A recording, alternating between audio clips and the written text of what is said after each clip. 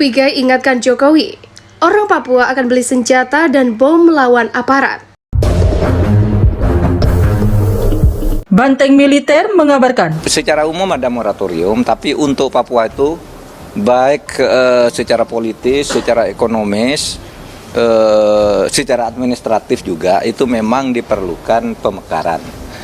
Oleh sebab itu kemarin saya sudah bicara dengan Mendagri, pemekaran itu akan dilakukan, tapi tentu dicari jalan-jalan proseduralnya agar tidak menimbulkan apa yang tadi disebut kecemburuan dan sebagainya. Masyarakat Papua menolak, terutama masalah pemekaran, juga memberikan kewenangan kepada lembaga-lembaga seperti lembaga MRP. Sesuai dengan keinginan pemerintah pusat, kami juga menyiapkan tentang kajian. Sehingga kajian ini memasukkan kepada baik itu pemerintah pusat, Mendagri, Presiden, bahkan juga Komisi 2 bahwa ini adalah hasil kajian kami. Aspirasi rakyat ada. Hanya tinggal kajian itu menjadi menentukan apakah layak atau tidak. Kalau layak maka kami yang ada ini para pemerintah daerah sudah siap untuk mendukung, menghadirkan suatu provinsi.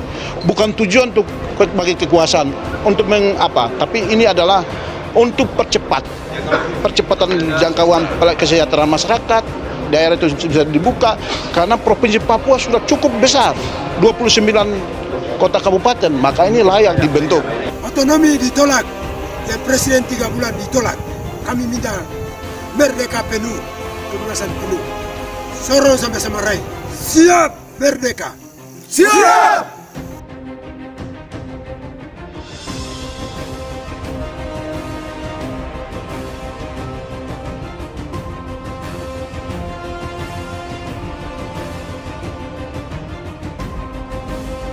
Pigai ingatkan Jokowi, orang Papua akan beli senjata dan bom melawan aparat.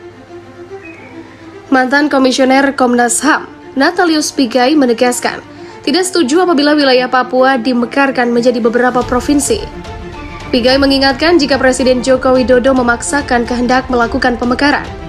Bukan tidak mungkin rakyat Papua bakal melakukan perlawanan, dampaknya berpotensi terjadi perang antara rakyat sipil Papua dengan aparat TNI dan Polri. Yang terhormat Joko Widodo, saya pernah bilang Mendagri sewaktu menjabat sebagai Kapolri. Saya bertemu Ketua Komisi 2 DPR, fraksi Demokrat, PKB, PKS, dan lain-lain. Jika Papua dimekarkan, maka orang Papua akan beli senjata dan membom melawan aparat dan perang sipil. Begitulah kata Pigai.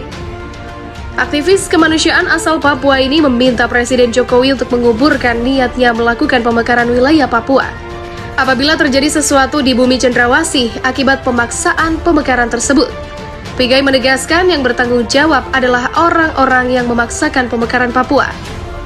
Yang penting saya sudah ingatkan jika dimekarkan, kalau terjadi konflik antara Papua dan migran, maka yang bertanggung jawab adalah orang-orang yang mendorong pemekaran Papua hari ini. @Jokowi. Begitulah tulisnya.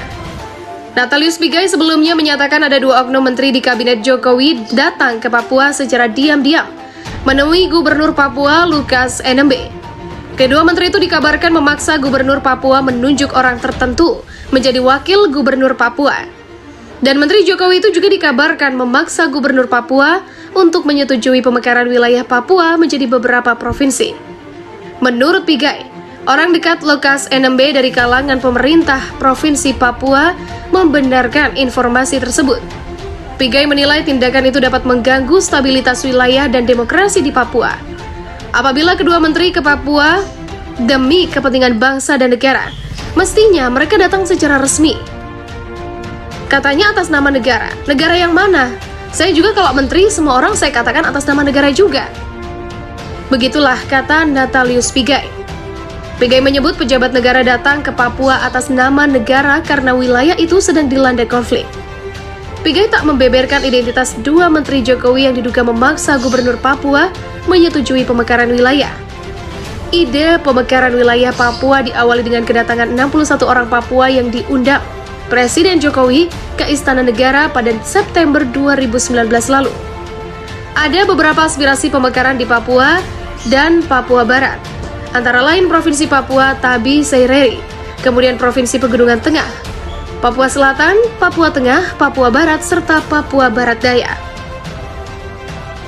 Tentara Pembebasan Nasional Papua Barat, Organisasi Papua Merdeka (TPNPB) OPM, melaporkan jika pasukannya telah menembak mati 2 prajurit TNI. Hal itu terjadi seusai pasukan TPNPB UPM terlibat kontak senjata dengan pasukan TNI di Bukit Tepuk, Kampung Jenggernok, Distrik Gome, Kabupaten Puncak, Papua. Dalam keterangan tertulis, pada hari Kamis tanggal 27 Januari 2022, Markas Pusat Komnas TPNPB UPM menyatakan bertanggung jawab atas penyerangan tersebut. Prajurit TPNPB UPM Numbuk Telenggen melaporkan jika kontak senjata berlangsung pada pukul 5.00 waktu setempat. Dan dalam kontak senjata tersebut, kami TPNPB telah menembak mati 2 anggota TNI dan yang lain kami belum ketahui, kata juru bicara TPNPB UPM Sebi Sambom. Kata Sebi, pihaknya kembali melakukan serangan susulan pada pukul 9.37 waktu setempat di bawah Komando Numbuk Telenggen. Serangan itu mengarah ke pos Koramil di Distrik Gome.